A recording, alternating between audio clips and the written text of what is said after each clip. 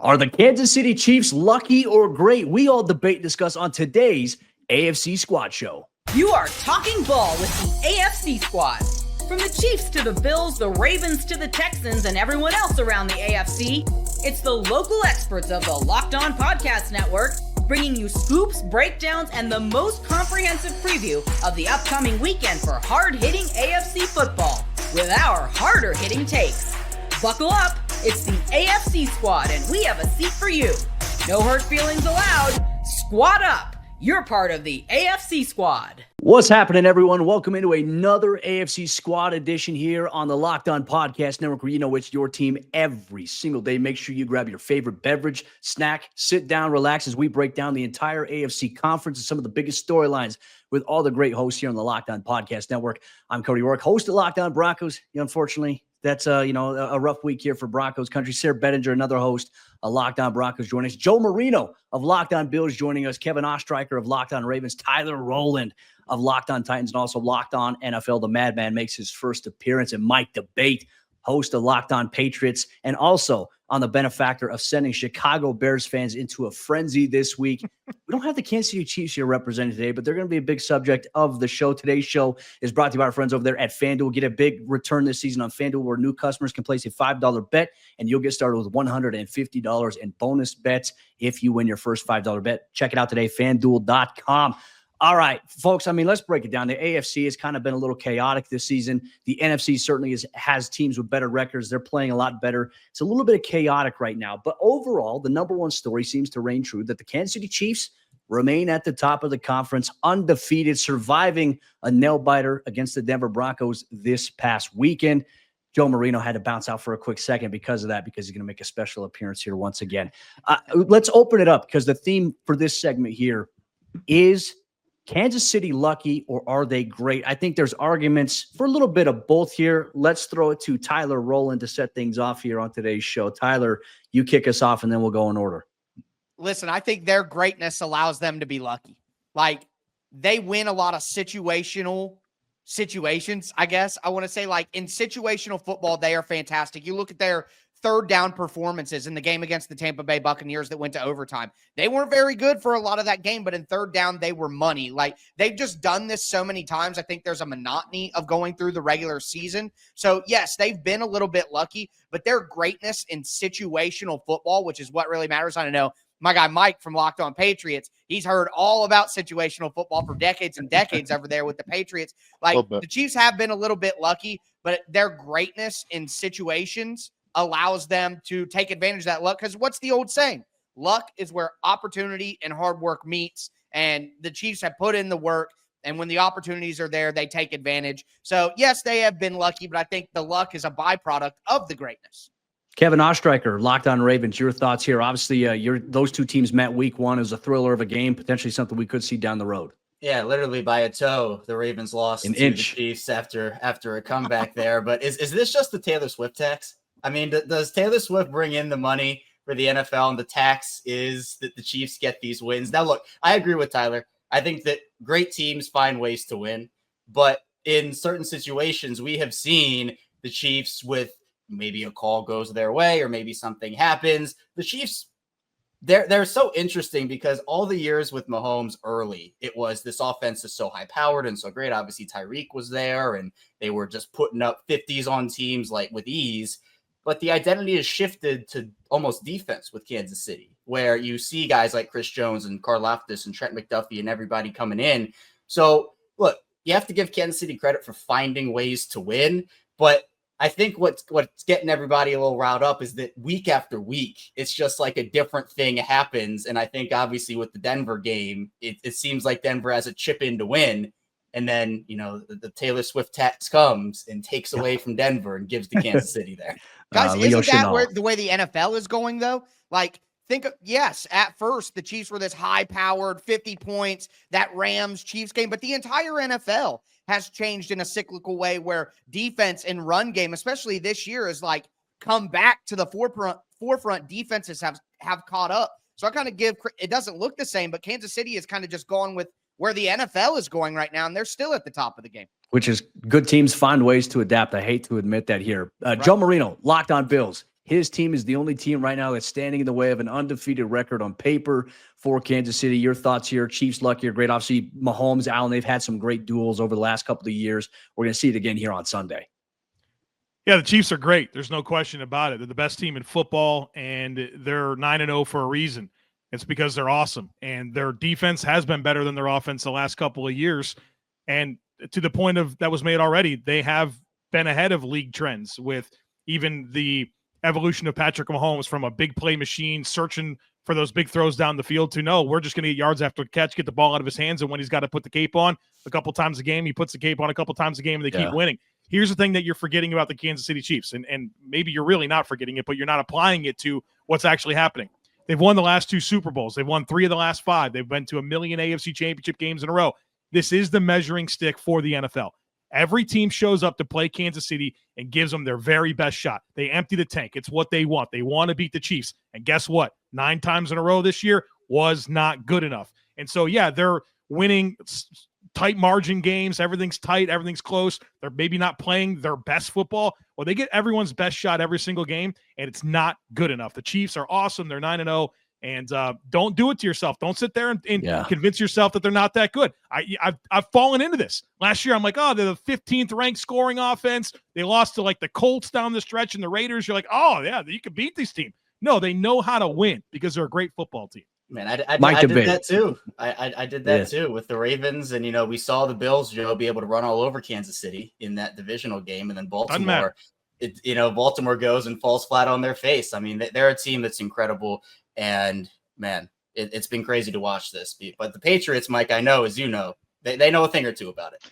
Yeah, I was just going to say, gentlemen, I feel like old Biff from Back to the Future Part 2. There's something really familiar about all of this, and it really is. I mean, you look at, and I know Joe knows this as well as anyone, just when you think that dynasty is dead, they will find a way to come back and win simply because they're one of the best coached teams in the league in the Kansas City Chiefs and Andy Reid. New England Patriots had that for 20 years with Bill Belichick. They've got the best quarterback in the league in Patrick Mahomes. New England Patriots had that for 20 years with Tom Brady.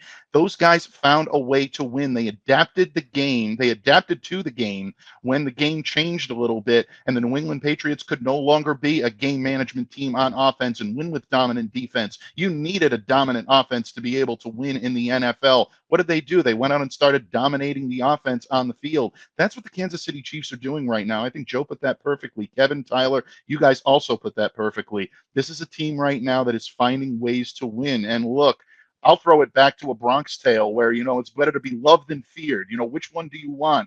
Sonny told Cologero, look, it's bottom line. It's nice to be both, but it's very difficult. But the great teams find a way to be able to do both. Are they lucky? Are they great? Yeah, I think it's definitely a little bit of both. I'd watched the New England Patriots win games they had no business of winning here for 20 years. They found a way to do it. But at the end of the day, I think Joe is absolutely right. Because they find ways to win, that is a byproduct of their greatness. Tyler, I steal a phrase that you just used. Yeah, I think absolutely. The great teams find a way to harness that luck and to use it to their advantage. That's what you're seeing in Kansas City. It's frustrating at times. I get it. You're tired of seeing them pull these out. But ultimately, you got to give them their just due because they're winning for a reason. Sarah Bettinger, Locked On Broncos. We've seen the rise of Mahomes really since he came on in his second year, but the year he finally was a full starter there. It was Monday night against the Broncos, the left-handed pass with Von Miller wrapped around his leg. It's like, no, who's this guy? Okay. And all of a sudden, that's been the storyline so far. Your thoughts here from a Broncos perspective?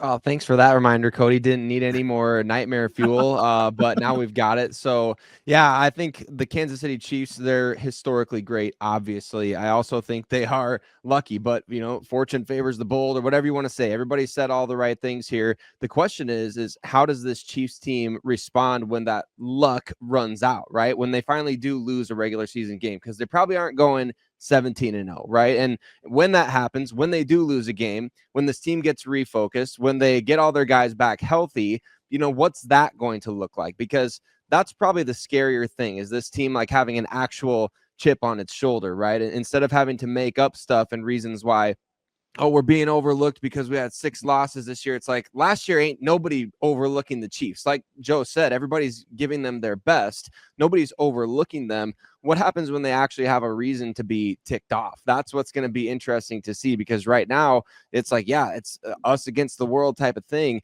But when they finally do lose the game and people start calling, the overreacting to that one loss, how do the Chiefs respond to that? I think that's going to be kind of a scary thing for the rest of the league. Everybody's hoping that this week, and maybe that undefeated streak comes to an end. Buffalo Bills, Kansas City Chiefs, the matchup we'll highlight a little bit later on here in the show. But we're also going to take a look at some teams right now in the AFC between the Dolphins, Bengals, Colts. Which AFC teams are we eliminating from playoff contention on the back end? We'll break that down here on today's AFC Squad Show, part of the Locked On Podcast Network, your team every day. Today's AFC Squad Show is brought to you by our friends over there at FanDuel Sportsbook. And as you all know, at FanDuel, they are America's #1 sportsbook, and they want you to get involved with all the NFL action approaching Week 11. There are some big-time games, as there's major implications for the AFC postseason picture. For example, you get the Buffalo Bills taking on the Kansas City Chiefs, who are undefeated. The Cincinnati Bengals trying to claw their way back against the Los Angeles Chargers. And you can get in on the action over there on FanDuel Sportsbook. And as a new customer here today, you can bet $5 and get $150 in bonus bets if you win. The FanDuel Sportsbook app gives you everything that you need to place live bets on the NFL all in one place. So when you get the hunch in the middle of a game, you can check out the latest stats. You can view live play-by-play and so much more on the same exact page where you place your bets. Just visit FanDuel.com to join today, and you'll get started with $150 in bonus bets if you win your first $5 bet. That's FanDuel.com. Never waste a hunch and make every moment more with FanDuel, an official sportsbook partner of the NFL. Today's show is also brought to you by our friends over there at PrizePicks. And PrizePicks, they are daily fantasy sports done the right way. And PrizePicks is the best place to get real money sports action. With over 10 million members and billions of dollars in awarded winnings, PrizePicks, they've made daily fantasy sports accessible to all, including you. You just pick more or less on at least 2 players for a shot to win up to 100 times your cash. So run your game all season long on PrizePicks. PrizePicks is the best way to get action on sports in over 30 states, including California, Florida, Georgia, and Texas. So sign up today and get $50 instantly when you play $5. You don't even need to win to receive the $50 bonus. It's guaranteed. PrizePicks, it's the best way to win real money this football season. Which players are going off? Which ones aren't? Make your picks in less than 60 seconds and turn your sports opinions into real money all season long on PrizePicks. So check it out. Download the app today and use code LOCKEDONNFL to get $50 instantly after you play your first $5 lineup. Once again, download the app today and use code LOCKEDONNFL to get $50 instantly after you play your first $5 lineup. PrizePicks, run your game. As we continue our discussion here on today's AFC Squad Show, we're going to go through AFC teams right now that are on the back end, whose season is actually over, even though they're still a little bit in the hunt. We'll break all that down. This is, I think, would have been perfect if we would have had whiteboards, right? We could turn this into a whiteboard Wednesday, because there are a handful of teams right now. Obviously, the Broncos are the 7th seed in the AFC with a 5-5 record. They actually make this list according to our network, as we're going to discuss it here today. But between the Cincinnati Bengals, the Indianapolis Colts, the Denver Broncos, the Miami Dolphins, and the New York Jets, which teams are actually out of playoff contention? Who are we eliminating essentially here today? I'm going to start things off here with Joe Marino, and then we'll work our way through. I'll kick it to you guys, but give your thoughts on that as the AFC playoff picture starts to take a little bit more shape here in Week 11 of the NFL season. Well, you can bury the Jets. It's over. 3-7. They stink. They're not good. There's nothing that's going to happen here. Their defense, everyone's talking about Aaron Rodgers in the offense. That's bad, but their defense is the real problem. They used to be 10 deep with dudes on the defensive line. They got 3. You know what I mean? That's the problem there. And obviously the vibes are bad, and I don't buy in anything that Aaron Rodgers is selling. And I think you can stick a knife in the Colts. They're 4-6, and they're just goofy right now with their decision to play Joe Flacco. It's completely pointless for them to go 0-2 and have the offensive performances that they've had the last 2 weeks. Joe Flacco's turning over the ball like crazy, which is to the surprise of nobody that watched him last year. Even in the 4-1 stretch that they had down the stretch, the guy was just throwing YOLO balls and got a lot of luck, right? And then they play a real team in the playoffs, and goodbye. Thanks for everything. So I think they're goofy. And you listen to Kenny Moore talking about, hey, we got effort issues. People aren't putting in the work. Oof. Goodbye. You don't have it. So I think you can. All those other teams are alive, and I think the Bengals are absolutely alive. but you could put a fork in the Colts and the Dolphins, or excuse me, the Colts and the Jets. Kevin Ostreicher, what are your thoughts here out of those teams that we listed? Who do you have your on? Because your team just survived a little bit of a thriller on Thursday Night Football against Joe Burrow and the Bengals. Who look, Joe Burrow's playing MVP level football, but probably isn't going to get it because of their record. Which teams do you mark off here? Yeah, I'm not sure I can survive a third Ravens-Bengals matchup based off how the first two went. It's just two crazy games, but I agree completely. Smash the over. Yeah, I agree completely with Joe. I think that the Jets, you can't buy anything right now with them. I just think it's a disaster over there. And then for the Colts, look, I love Joe Flacco, obviously. Being a Baltimore guy, he did so much for Baltimore. We're long past then, and it even seems like we're long past the Cleveland days, even though it was last year for Joe Flacco. And for me, the Bengals are definitely, their defense, I can't get over how bad their defense is at times. They look poor there, but Joe Burrow makes up for a lot of that as well as Jamar Chase. And, T. Higgins gets back, Orlando Brown gets back. That offense is very dangerous. I think for Miami, they have a path. Obviously, that started with a win on Monday night, but then you have a couple of games against those Jets. You have a game against Cleveland. Mike, if the Patriots can pull an upset on the Dolphins in a couple of weeks, hey, maybe that sinks their hopes, but I think that they have a path. And then I think the Broncos make the playoffs. I think they do. I've seen enough from that defense. I mean, again, the Baltimore game wasn't great for that defense, but other than that, I think that the Broncos have shown me enough. And even though, are they going to win the Super Bowl? I probably wouldn't say that, but I think as a wild card team, Bo Nix could lead them there. I'd say that. Tyler Rowland. I got to ask Kevin a question here. I'd love for the Broncos to be the fun story here in the AFC. But let's be real about this. Whoever's number 2 in the AFC North is getting in, and then you got to think that the Bengals and the Chargers are the other two teams. Like, who are you bumping to make space for Denver? I'd probably That's the say question. Miami. I'd say Miami. Man, Miami's not in. It's number 2 in the North. You've got the Chargers and you got the Bengals. I see. I think it's going to come down to that week. What is it? Week 17 between Cincinnati and Denver. Is that when they play? You think that? Yeah. Oh, so I think it's going to be that close. I think it's going to be that close. Okay. All right. I'm going to piggyback off Kevin right there. The Broncos, I think as much as I hate to say it, as Sayer and Cody know, I am Broncos public enemy number 1. I take shots at the Broncos as much as I can. Even though I should be thanking the Broncos for getting Tannehill in for the Titans in 2019. But look at the Broncos schedule here. Like, they play the Falcons this week. I am absolutely picking the Broncos to beat the Atlanta Falcons. They're a much tougher football team. Then they get the Raiders. Then they get the Browns. Then they get the Broncos. Then they get the Chargers. Then the Bengals. And they get to play the Chiefs in Week 18. And unless the Chiefs are going for an undefeated season, the odds are the Chiefs are going to be resting people there. I absolutely don't believe that the Bengals are 100% going to beat the Denver Broncos here. They have a 1-game advantage already. I think the Broncos have a great situation. And honestly, I don't think that we can call the Colts dead either. They play the Jets this weekend and could absolutely win that game over the Jets. Then they play the Lions on Thanksgiving or the Thanksgiving week. They'll probably lose that. But after that, Patriots, Broncos, Titans, Giants, Jags. Like, the Colts could absolutely reel off a win in every single one of those games except the Colts. The only teams that I'm truly willing to pronounce dead that we've mentioned are the Jets and the Dolphins. Like, those, I think that the Colts and the Bengals, obviously with the talent, and certainly the Broncos, they are all absolutely still alive. And I would go with the Broncos and feel pretty good about it over the Bengals, even though the Bengals are the more quote unquote talented team. Why are we giving the Broncos the benefit of the doubt? And I know that we have 2 Broncos people here, but like, what have they told us? They're pretty good on defense. They got a rookie quarterback that's high variance. I like Bo Nix. Like, I'm in on that. I've defended Sean Payton, but this isn't a team that I'm ready to say is going to get in there over, let's call it what it is, Justin Herbert and Joe Burrow and whoever's number 2 in the North. Like, that's what it comes down to me. It's a rookie quarterback against those established vets. Well, I'll say agree with this. you about the Chargers. I'll argue it.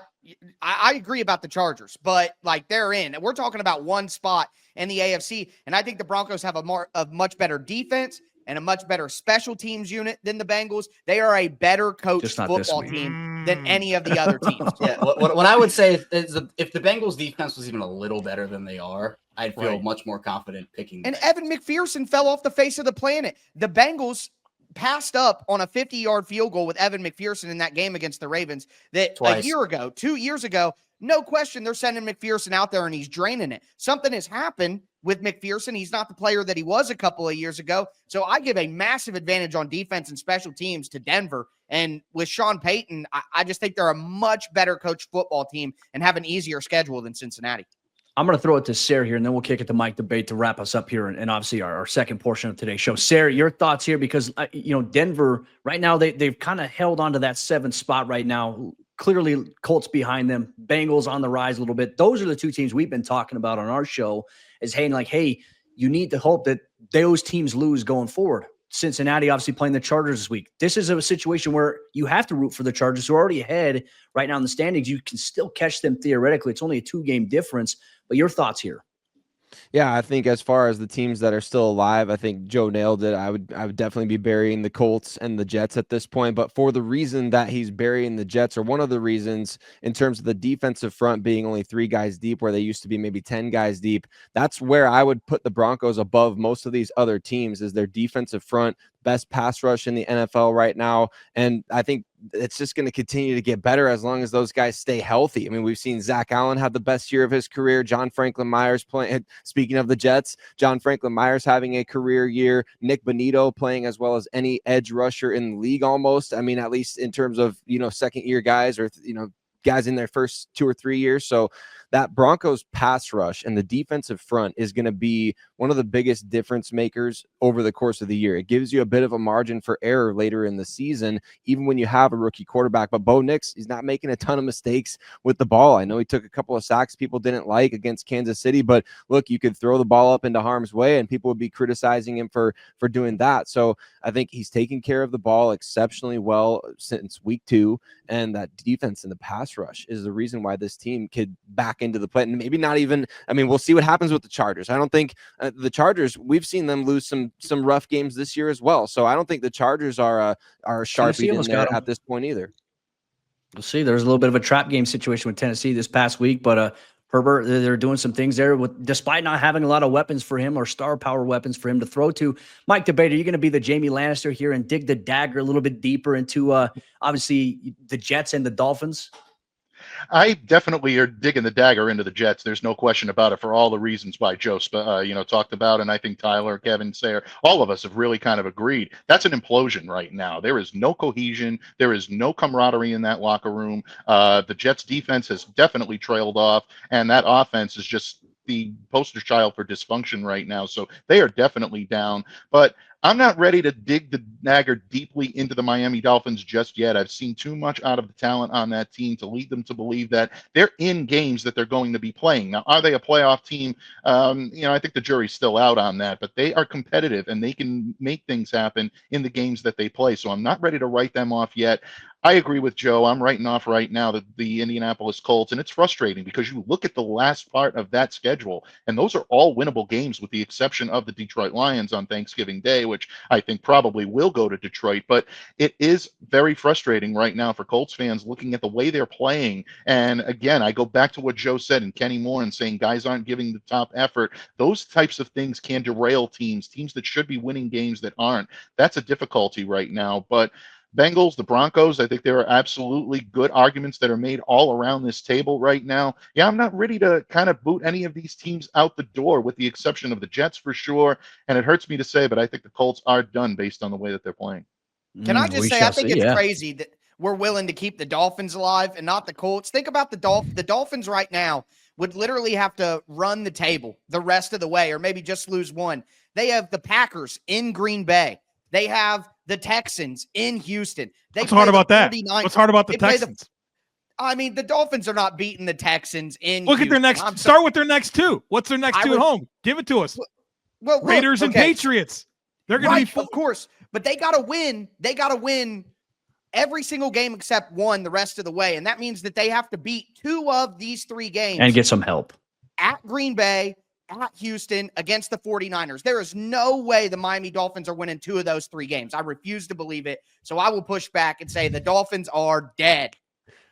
Kyle Krabs, we want you on the show next week. Okay, we're extending the invitation. We need if they you out win, here. if they win, you might get a chance, right? Come on, yeah, Kyle, we need you, my man. But in terms of that, obviously some interesting thoughts in our AFC roundtable here. But you know what? The moment everyone's been waiting for, the AFC matchup where Chiefs haters and NFL fans alike have been waiting for. Can the Bills knock off Kansas City? We'll highlight some of the biggest matchups around the conference here on today's AFC Squad Show, part of the Locked On Podcast Network. Today's AFC Squad Show is brought to you by our friends over there at Ultimate Pro Football GM. And listen up, AFC fans, remember our great partner, Ultimate Pro Football GM. Well, they're back, and they've added an amazing new game mode that I need to tell you about to get you back into the game if you're not already in it right now. The game that has you step into the shoes of a football franchise general manager and lead it to glory. They now have a new head coach career mode. So on top of getting to build your dynasty by drafting players, signing free agents, and hiring a coaching staff, now you can also get to call offensive plays during games as well. And if you already have it installed, make sure you update it so you can try out the brand new mode. And if you don't have it, you can download it right now in the app stores because it's a must-have for all football fans. I know that you'll love it, especially if you want to assemble a team and build the dynasty. Ultimate Pro Football GM is completely free. It has no ads, and it's 100% playable offline, so you can play on the go as you want and when you want to. And they're offering a special offer right now for Locked On fans where you can use the promo code Locked On NFL in all caps inside the game store to receive a free boost to your franchise. So make sure to get it, as this perk will jumpstart your play and give you the advantage you want in creating your dynasty. To download the game, visit ultimate-gm.com. That's ultimate-gm.com, or look it up on the app stores. Ultimate Pro Football GM. Start your dynasty today. The Kansas City Chiefs' undefeated streak will be put to the test here once again as they face off with Josh Allen and the Buffalo Bills in Buffalo. We've seen this matchup before. The Bills are the NFL's last hope of ending that streak, especially as they look to try to repeat there in Kansas City. We'll break it down here on today's AFC Squad Show. I mean, folks, let's take a look at some of the bigger games right now around the conference. Kicking off, obviously, with the biggest story, the main event. Kansas City traveling to Buffalo to take on the Bills. The Bills, Joe, obviously, I'll start things off with you because you cover the team. You've seen what this Bills team can be. When the Bills are locked in, we've talked about this. They're one of the scariest teams in the league, but then they have some highs and lows where, hey, they're in a competitive matchup against the Dolphins. Was that a divisional byproduct of that? Or are the Bills still trying to find their stride right now? I know, they got Amari Cooper for his one game there. He caught a touchdown. They didn't have him for the last game. What's going on in Buffalo in terms of this game? I know you said before the show you're going to save everything for this show specifically. Yeah, obviously it's a big one for the NFL. Everyone's all excited. What the CBS is bringing all their guys. There's going to be there. Whatever it is, college game day version of CBS is going to be in Buffalo. I get the hype. I mean, they've played exciting games. There's no question about it. The Bills have beat this team the last 3 years in the regular season, and it hasn't mattered. Like, you know what I mean? Like, so wake me up in January when they play again, and that's the one the Bills need. It feels so empty to me that the Bills are 3-0 literally the last 3 years against Kansas City in the regular season. One of them a pretty convincing win, and then the others winning the tight games, right? The things that everyone says the Chiefs get all the good luck. Well, it happened to the Bills the other two times. So it's like a game of high magnitude, and maybe if Denver makes that field goal, it's a little bit different because then it's literally for the number one seed. But I mean, for as much hype as there is, I mean, I'm so indifferent on this game because it just literally hasn't mattered the last 3 years. Now, I think the big problem for the Bills is going to be the health of the weapons around Josh Allen. Keon Coleman's already ruled out. Dalton Kincaid injured his knee last game, and we'll see how he goes. I would guess he won't play with the bye week on the other side of it. They'll probably want to be cautious there. And Amari Cooper, if he does play, it's going to be with a cast on his wrist. So, like, I don't know. Those are your top three guys outside of Khalil Shakir. That's going to make things very, very difficult. So do the Bills have the capacity to win the game? Yeah. Does it matter? I'm not sure it does because the Bills won this game the last 3 years. Kevin, your thoughts on this? I mean, obviously this is a big game. There's also some other games we'll talk about. Your team's playing in one, Baltimore versus Pittsburgh. You're kind of playing for that third spot right now in the seeding in the AFC conference. And look, the Pittsburgh Steelers, I know we don't have Chris Carter here this week. They're playing well enough. They obviously had a little bit of a thriller win against the Washington Commanders and Jaden Daniels. Russell Wilson's playing some really good football right now. Your thoughts on this matchup in particular? Yeah, I mean, I think it is a big one, but I understand what Joe is saying because the Ravens have they had the same issue last year where, Mahomes, the difference is that the Ravens do not have a good record against Mahomes and the Chiefs, but it's almost like you build the game up in the regular season, and it's this season where they play in week 1 and they lose by a toe, and everyone's all like, oh, okay, this game, why'd the Ravens lose? They needed this win. And I'm sitting there and I'm like, does this really matter in the grand scheme of things when you're talking about January? Like, go get them I mean, we can kind of talk about how the AFC top seeding could look, right? The way it's looking, and maybe, if Buffalo wins this game against Kansas City, they have a better shot to surpass Kansas City for the 1 seed down the road. But as it stands right now, it'll be some version of Kansas City at 1 or Buffalo potentially. And then you have whoever between the Ravens and the Steelers. And then I think Houston's kind of already locked into that 4. I don't really expect them to move up or down in the standings at this point. We'll see. But I think that this Chiefs and Bills game does have implications, but the real implications do come in January. So I get Joe's, I guess, lackadaisical approach on this game, because it's like, okay, what are you really playing for besides maybe the 1 seed? But that doesn't even matter this week. So January is the big one, but I guess if you want to establish good habits, you can always do that. Well, can you beat him twice? That's what it comes down to. Can you beat him twice? Tom Brady did it, right? Tom Brady and Joe Burrow in 2021. That's the only time it's ever happened where they lost the same team twice. So does it maybe help you if you lose the game? I don't know, man. It's crazy.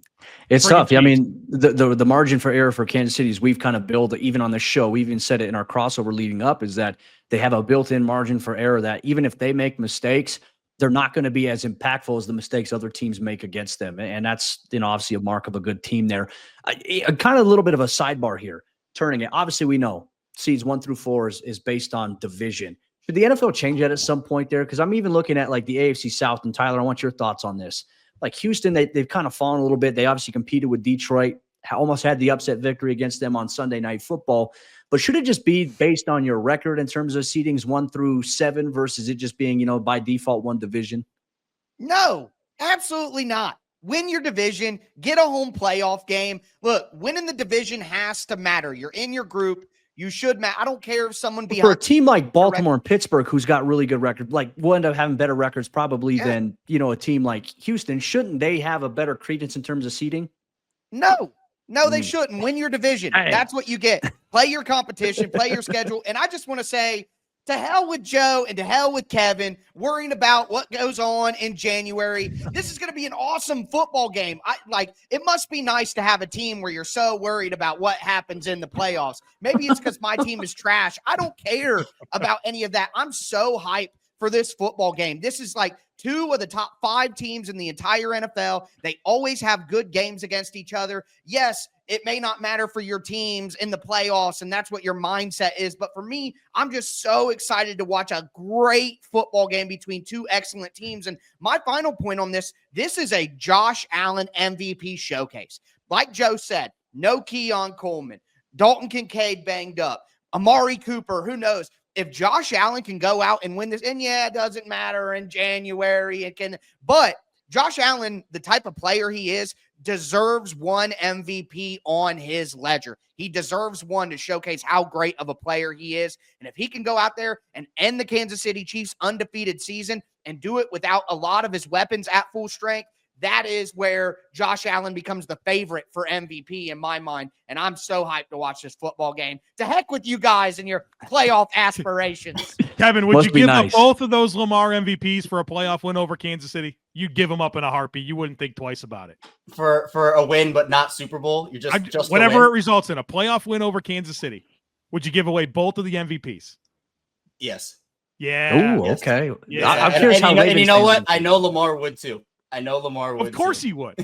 I remember I interviewed Lamar when he was at Louisville, and he was on pace to break every record imaginable. And I asked him about, hey, how important is this? He had just set some crazy record. He's like, man, I'm just trying to win an ACC championship and a national title. Yeah. He didn't care, man. And that was just him and I one-on-one in the corner of the end zone. He could have said anything he wanted to in that moment. He wants to win, man. Yeah, that's the thing with him too, where it's like, and I know Tyler, you were talking about this. If Josh Allen beats Buffalo without the weapons, does that propel him into first place in the MVP favorite conversation? I wouldn't go that far personally. Lamar's the MVP right now. He is. Yes. But I do think that he would trade 5 MVPs for a playoff win against Kid. He doesn't care about, obviously it's nice for him, right? It's nice. But I remember mean you're going to win the Super Bowl. I There's don't think way that you would trade MVPs. Like, these guys could say whatever they want. There's no way someone's trading 2 MVPs to win a divisional game against Kansas City with no guarantee that they win the next 2 games and win the Super Bowl. But if it gives him if it gives him a shot, he'll take it. If it gives him a shot, he'll take it. I think that's what matters to him. I don't buy it. We got a couple of games left here on the schedule. Obviously, the Cincinnati Bengals, who are on the outside looking in, still in a position to claw their way back into the playoff race here, putting up terrific numbers offensively. I mean, between Joe Burrow, Jamar Chase, my goodness, it's been fun to watch. Defensively, they've been giving up a lot of plays. They're running into Justin Herbert and the Los Angeles Chargers, who Herbert doesn't have a lot of big-time playmaking weapons around him, but he's making plays to guys, and guys are stepping up. They got a good run game there, obviously, with J.K. Dobbins and playing hardball bowl. They got the NFL's best scoring defense right now. Bengals Chargers, question here. Is this the final shot for the Bengals if they lose against the Chargers? Sarah, kicking it off with you. I mean, I don't know that it's their final shot, but I feel like the Bengals are going to run away with this game. I mean, look at who the Chargers have beat this year. No disrespect to beating the Denver Broncos, but the Broncos are the only team 500 or better that the Chargers have beaten. The Broncos caught a lot of crap last week for not beating anybody good, or 2 weeks ago, and I don't understand why the Chargers aren't getting the same flack, because they haven't beaten anybody good, and certainly not lately. I'm sorry, Tyler. I love Will Levis. I love the memes. Nobody hates the Titans more than me, so you're there good. We go. There we go. So, sick of this team. I feel like the Bengals are gonna run away with this game. I mean, I do, and I know that Jim Harbaugh has helped change the culture there. The Chargers fans were really complimentary of the way that they've been, operating games, finishing, doing all these things differently than we're done with Brandon Staley, this, that, and the other. I just think the Chargers, to me, they're pretenders right now, and I think we're going to see that on Sunday night. Mike, debate, Colts, Jets, is this an elimination game for either team? Well, I'm giving my statement last. Yeah, I mean, given my statement last segment, I don't think really. I don't think you can put the Jets in that category. But I think Tyler makes an interesting point about these being winnable games for the Indianapolis Colts down the stretch. Look, I mean, I may have a little more faith in the Miami Dolphins, knowing what that team is capable of, seeing them twice per year, and knowing that defense and that offense are capable of exploding at any moment. But yeah, this is an absolute must-win, I think, for the Indianapolis Colts. Right now, you've got the Jets down, you've got them down, wriggling on the ground. Step on their throat, eliminate them, make sure they're not in the conversation anymore, and then you can start to make your argument for the playoffs. But yeah, Indianapolis, it's going to be interesting to see now. Can Joe Flacco rebound and lead this team back? I think, in my opinion, the jury is still out on this one. So I'm looking at this game for an absolute must-win for Indianapolis. They don't come away with a win against the lowly Jets, their season's done.